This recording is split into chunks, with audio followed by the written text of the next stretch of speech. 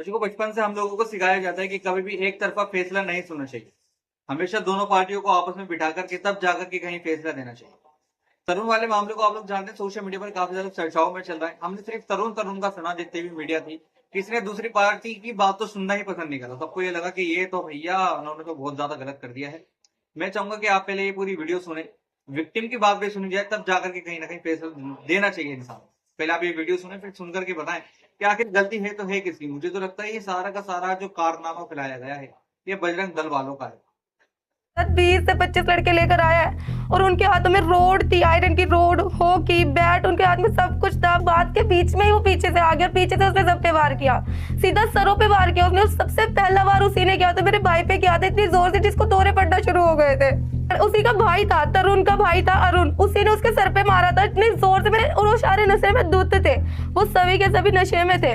छेड़खानी हुई थी, बैट टच किए गए थे मेरी बुआ को, तभी बुआ ने इतना शोर किया था। और वो कोई बच्ची नहीं थी, वो 20 साल का प्रिंस था। और बैट टच किए गए थे मेरी बुआ को, जहां मर्जी हाथ लगाया जा रहा था, इसीलिए घर वाले निकल के आए थे।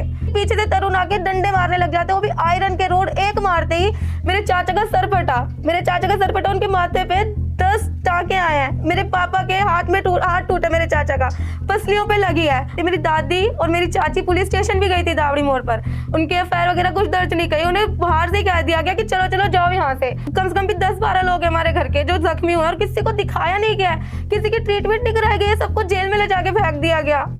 उनके एफआईआर वगैरह कुछ दर्ज नहीं करी, उन्हें बाहर से कह दिया गया कि चलो चलो जाओ यहाँ से। कम से कम भी 10-12 लोग हैं हमारे घर के जो जख्मी हुए और किसी को दिखाया नहीं गया, किसी की ट्रीटमेंट नहीं कराई गई, सबको जेल में ले जाके फेंक दिया गया। 15-20 दिन पहले जो तरुण है वो हमारे को आते जाते कहता तुम्हें होली वाले दिन बताऊंगा, तुम्हें होली वाले दिन बताऊंगा, यहाँ तक कि वो बजरंग दल का मेंबर है। और जब हम आते जाते तो गली के आवारा कुत्तों को हमारे पीछे लगाता था। और ये हिंदू मुसलमान का मुद्दा बनाया जा रहा है, हिंदू मुसलमान का मुद्दा तो है भी नहीं, आपस पड़ोसियों की लड़ाई थी।